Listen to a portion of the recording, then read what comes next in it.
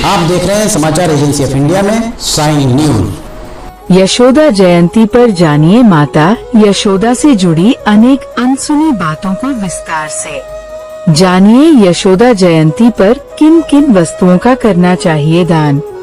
आप देख, सुन और पढ़ रहे हैं समाचार एजेंसी ऑफ इंडिया की साइन न्यूज के धर्म प्रभाग में विभिन्न जानकारियों के संबंध में। माता यशोदा ने भले ही भगवान श्री कृष्ण को जन्म न दिया हो, पर भगवान श्री कृष्ण के साथ माता देवकी से ज्यादा नाम माता यशोदा का लिया जाता है। इस साल मंगलवार 18 फरवरी को देश भर में यशोदा जयंती का उत्सव मनाया जाएगा। इसके लिए मथुरा, वृंदावन और द्वारका समेत देश भर के मंदिर पूरी तरह सज चुके हैं। आज हम आपको भगवान श्री कृष्ण से जुड़ी अहम गाथा आपको बताने जा रहे हैं।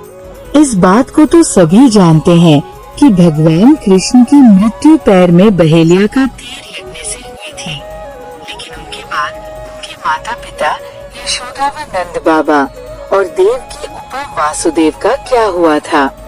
क्या वे अनंत काल तक जीवित रहे थे या उनका भी देहांत हुआ था? अगर देहांत हुआ था तो कैसे? आज हम इस रहस्य से आप सबके सामने पर्दा हटाने जा रहे हैं।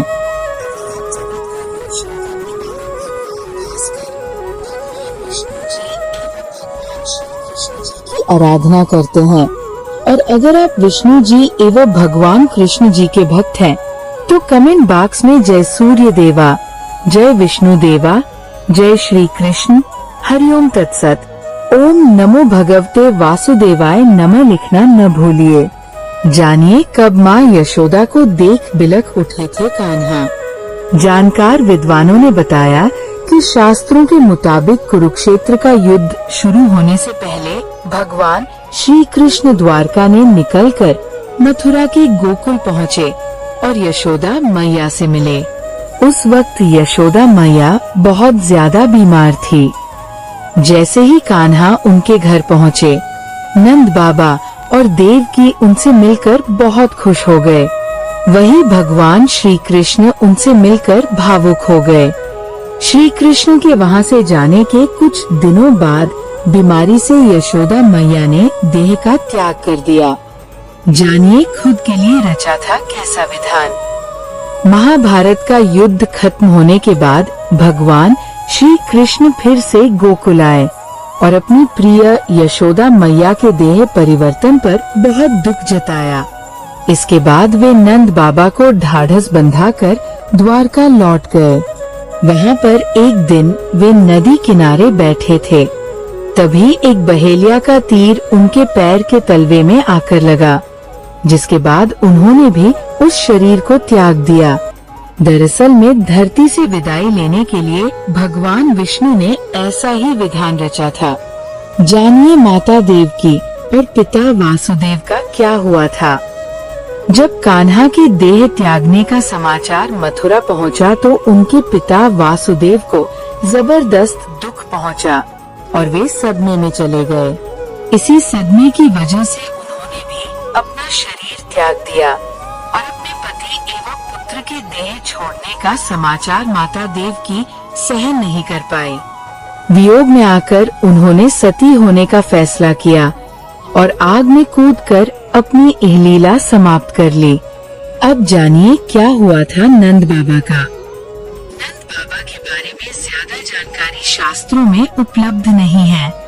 हालांकि मान्यता है कि नंद बाबा भगवान शिव के अनन्य भक्त थे और उनकी उपासना में लीन रहते थे। इसीलिए भगवान शिव के गण उन्हें लेने के लिए खुद धरती पर आए और सशरीर उन्हें अपने साथ स्वर्ग ले गए, जिससे उन्हें मोक्ष की प्राप्ति हुई। अब जानिए यशोदा जयंती पर क्या क्या करे दान। यशोदा जयंती के दिन करे गाय का दान। गाय का दान बहुत ही शुभ और पुण्यकारी माना जाता है। गाय को माता का दर्जा दिया गया है और इस दिन गाय को हरा चारा, गुड़, घी या बर्तन दान करना बहुत ही लाभकारी होता है। यशोदा जयंती के दिन करे वस्त्र का दान। इस दिन गरीबों और और जरूरतमंदों को वस्त्र दान करना चाहिए। ये दान न केवल उनके जीवन में खुशहाली लाता है, बल्कि इससे पुण्य भी प्राप्त होता है। इस दिन बच्चे के कपड़ों का दान भी करना चाहिए। यशोदा जयंती के दिन करें अन्न का दान। यशोदा जयंती पर विशेष रूप से दीनहीन लोगों को खाना दान करना बहुत फलदायी होता है। आप उन्हें ताजे फल, मिठाई, अनाज या अन्य खाद्य सामग्री दान कर सकते हैं। यशोदा जयंती के दिन करें धन का दान। यशोदा जयंती पर गरीबों या मंदिरों में दान का रूप में पैसों का भी दान करना शुभ माना जाता है। इसे समाज के भले के लिए किया जाता है। धन का दान करने से घर में धन धान्य बना रहता है। यशोदा जयंती के दिन करें चंदन का दान। यशोदा जयंती के दिन भगवान श्री कृष्ण और माता यशोदा की पूजा करने के लिए चंदन, तेल और फूल दान करना चाहिए। ये दान पूजा में उपयोगी होता है और समृद्धि लाता है। यशोदा जयंती के दिन करें बर्तन का दान। यशोदा जयंती के दिन घर या मंदिरों में दान देने के लिए बर्तन जैसे गिलास, थाली या अन्य उपयोगी सामान देना भी शुभ होता है। ये दान विशेष रूप से धार्मिक कार्यों के लिए सहायक होता है। अब जानिए माता यशोदा के बारे में रोचक कथाओं के बारे में। माता यशोदा भगवान कृष्ण की पालक माँ के रूप में जानी जाती हैं। उनके जीवन से जुड़ी कई रोचक कहानियाँ हैं। भगवान कृष्ण की माखन लीला, कालिया उद्धार, पूतना वध, गोचारण, गोवर्धन धारण और कृष्ण की रासलीला आदि अनेक लीलाओं से यशोदा मैया को अपार सुख मिला। इनमें से कुछ अनसुनी बातें जानिए। माता यशोदा का असली नाम जानिए। भागवत पुराण के अनुसार माता यशोदा का असली नाम सुभद्रा था। उन्हें यशोदा नाम नंदराय जी के साथ विवाह के बाद मिला, जिसका अर्थ है यश, कीर्ति और दा देने वाली। जानिए कौन थी माता यशोदा की सगी बेटी। माता यशोदा की एक बेटी भी थी, जिनका नाम एकांगा था, जो योगमाया भी थी। यशोदा की बेटी ने 8 भुजाओं वाली देवी का रूप धारण कर लिया। आगे जाकर माता विंध्यवासिनी देवी के रूप में विख्यात हुई। ये बात कम लोग जानते हैं, क्योंकि एकांगा का वर्णन अधिक नहीं मिलता।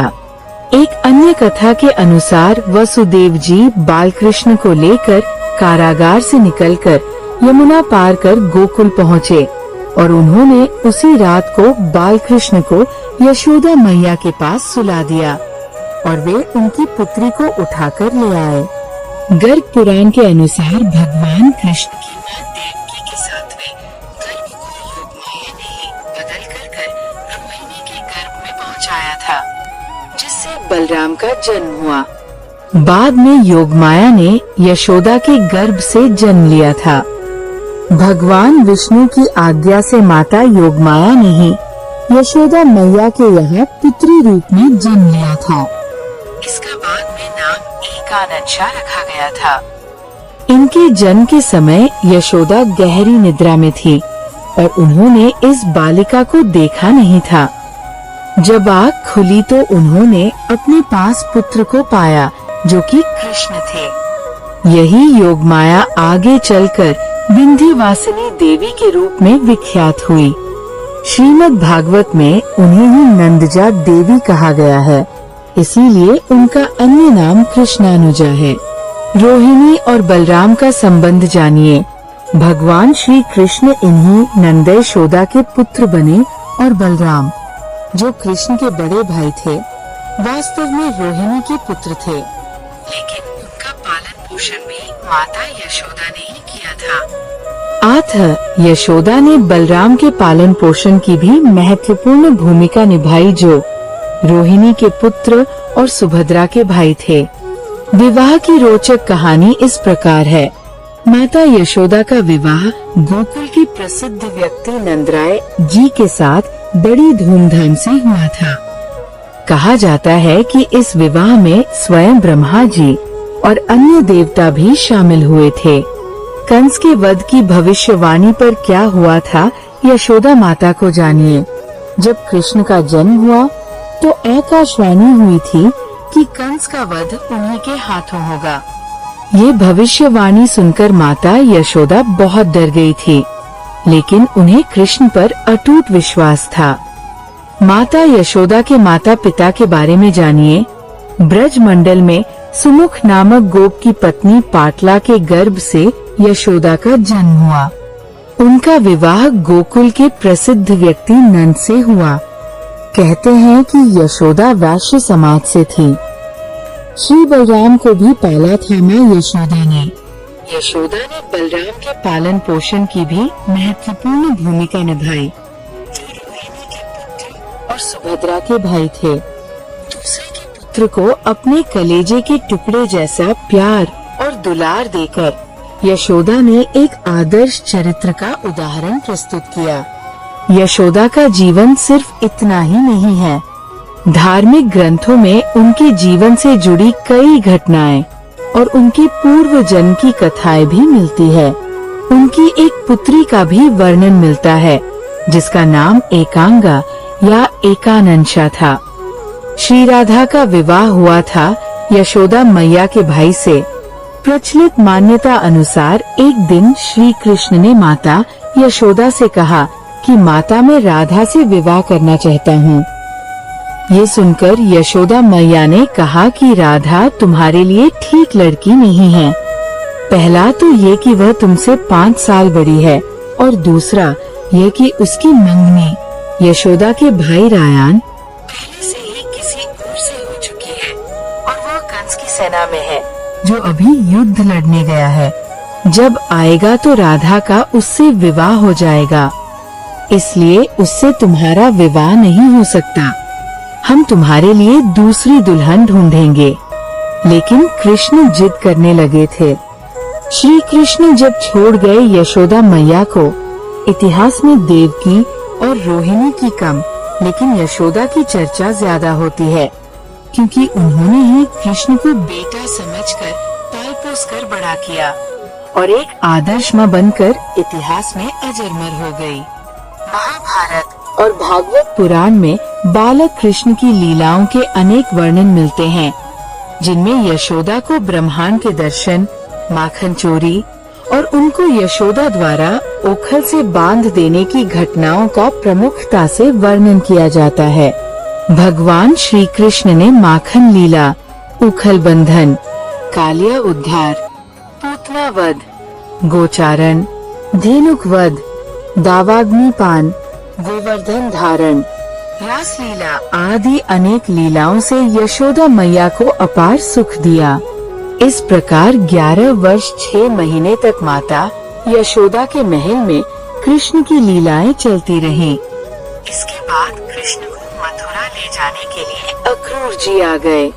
ये घटना यशोदा के लिए बहुत ही दुखद रही। यशोदा विक्षिप्त सी हो गई, क्योंकि उनका पुत्र उन्हें छोड़कर जा रहा था। हरि ओम। अगर आप भगवान विष्णु जी एवं भगवान श्री कृष्ण जी की आराधना करते हैं और अगर आप विष्णु जी एवं भगवान कृष्ण जी के भक्त हैं, तो कमेंट बॉक्स में जय विष्णु देवा, जय श्री कृष्ण, हरिओम तत्सत, ओम नमो भगवते वासुदेवाय नमः लिखना न भूलिए। यहाँ बताए गए उपाय, लाभ, सलाह और कथन आदि सिर्फ मान्यता और जानकारियों पर आधारित है। यहाँ ये बताना जरूरी है कि किसी भी मान्यता या जानकारी की समाचार एजेंसी ऑफ इंडिया के द्वारा पुष्टि नहीं की जाती है। यहाँ दी गई जानकारी में निहित जानकारी विभिन्न माध्यमों, ज्योतिषियों, पंचांग, प्रवचनों, मान्यताओं, धर्म ग्रंथों, दंत कथाओं, किंवदंतियों आदि से संग्रहित की गई है। आपसे अनुरोध है कि इस वीडियो या आलेख को अंतिम सत्य अथवा दावा न माने एवं अपने विवेक का उपयोग करें। समाचार एजेंसी ऑफ इंडिया पूरी तरह से अंधविश्वास के खिलाफ है। किसी भी जानकारी या मान्यता को अमल में लाने से पहले संबंधित विशेषज्ञ से सलाह लें। अगर आपको समाचार एजेंसी ऑफ इंडिया में खबरें आदि पसंद आ रही हो तो आप इसे लाइक, शेयर व सब्सक्राइब अवश्य करें। हम नई जानकारी लेकर फिर हाजिर होंगे, तब तक के लिए इजाजत दीजिए। जय हिंद। साई फीचर्स।